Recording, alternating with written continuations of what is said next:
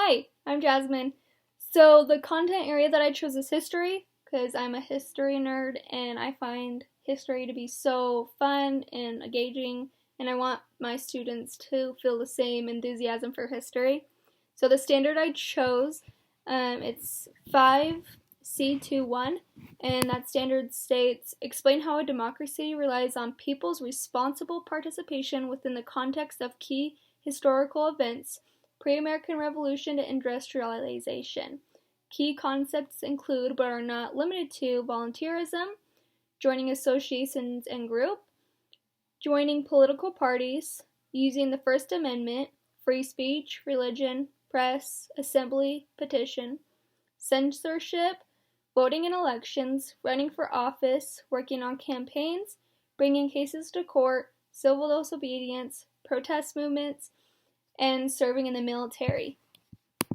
So this standard, from my understanding, is wanting students to be able to understand how people are responsible for how democracy is and for maintaining that democracy, and how people and what they do affects how history goes and how the democracy continues.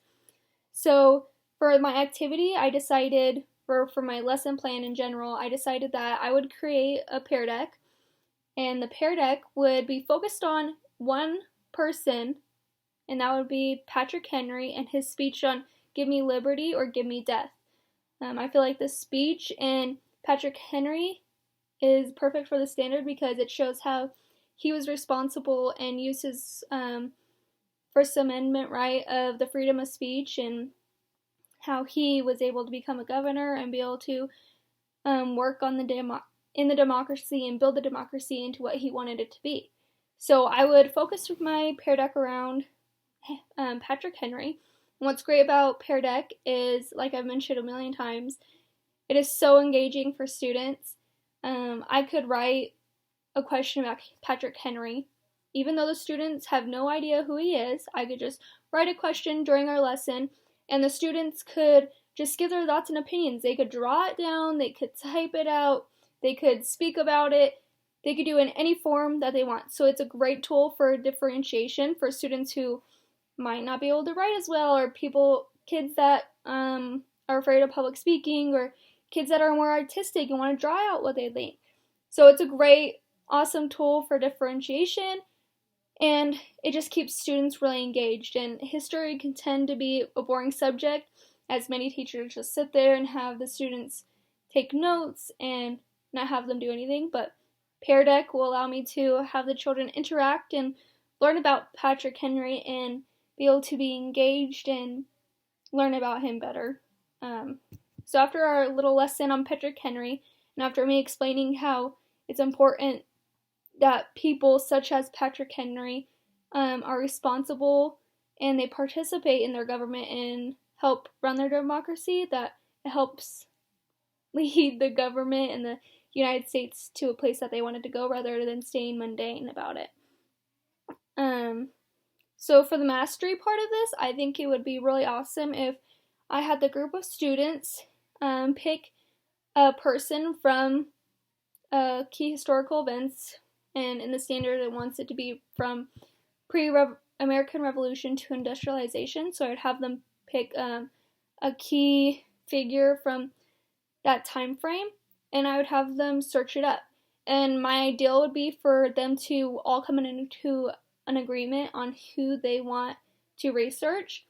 And once they have a research, and I would give them ideas such as Thomas Edison, Henry Ford, John Rockefeller, James Madison, just so that they can have an idea. I don't want to leave my students being like, oh, we have no clue, we just learned about this. So I'll give them ideas, and this mastery is also kind of like them still learning as well. But it also gives me feedback in return to know what I need to do in the next lesson and what I need to focus on more and less of. So that will help me a lot. So back to what I was saying, they'll pick a person that I reference or that they all come to agreement upon, as long as it's in the time period, and they'll research on their own on this person. So I'll give them websites such as American History for Kids or American Bibliographies, And I can give them different sites depending on their reading levels. So that's a great way to differentiate as well. So if I know a student has trouble reading, then I'll be able to send them a website that they'll be able to understand or read better. Or I could send them videos if they're a more visual learner. So I could help them and guide their research process through that, and that would be a very good way to help them learn individually. And I would not make this due the same day.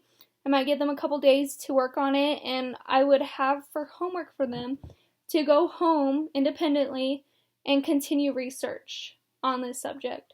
They are fifth graders, so I think they are very capable of going home and doing research on their own. If they don't have internet at home, I'll be able to provide them different resources so that they could still help their group. And if they have any disabilities, I'll be able to give them alternative things to look at. I could probably send up home a paper of things to look at, like have them draw it out, stuff like that. So I would have them research for a couple days, and I want them to, in the end, create a Pear Deck just like I had done. So I want them to, as a group, create a Pear Deck on the person that they all researched, make it interactive so that they can then share it with the peers in the classroom. So I think this is a great, awesome way for them to incorporate technology in their learning, be able to use it to show me what they have learned, and it will also help other students learn.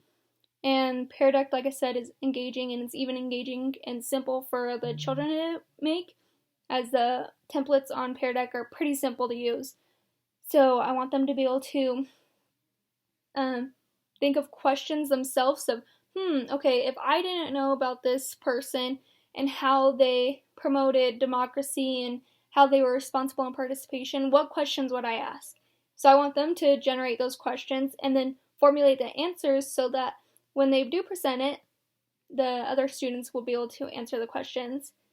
And I want them to just be creative with it. I'm not looking for anything amazing because it'll be their first time learning about it, but I am looking for if they found a person within the correct time period, and if it's a key figure, if it's someone that made an impact on the democracy, and if they were responsible and participated in it, rather than it being a basketball player. So that's what I'm looking for.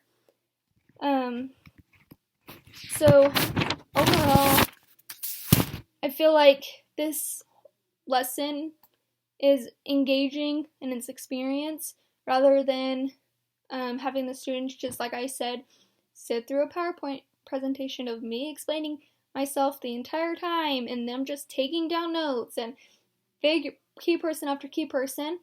Rather, this is allowing them to go out, to get online, to research all they can, to look at videos, to look at articles, to look at textbooks, and to just explore. And I feel like exploring is such an important part of student learning, as they're able to build experiences off that. And it is also an assignment and a lesson that they that they can continue to learn at home. So it's not something that they can end, it's something that they could progress on at home, whether it's them using a technology or me sending home articles for them to look at or pictures or whatever fits their needs. So that's why I feel like it's engaging overall. And fostering independent learning, to me, I feel like even though they are doing this project as a group, they are doing research on their own and as a group, and they're learning from one another. And in order to independently learn, they also need to learn from others as well. So I feel like there's a great mixture of group learning, independent learning at home, and even in class when they're doing research on their own computers, it's good there. And then once I'm able to look at their Pear Deck, I could then see which student did which, and to see how I can help them to better advance their knowledge on this contact area. And I think that this is a great lesson, and I hope you understand what I said. And I hope to use it in a future classroom. It might need some changes, but I feel like it's a fun lesson that kids can actually be like, oh, okay, the learning is in my hands. I get to make a choice on who I'm learning about, so that makes it even more fun. So let me do this research and make a really cool technology project or project that includes technology and use it from there.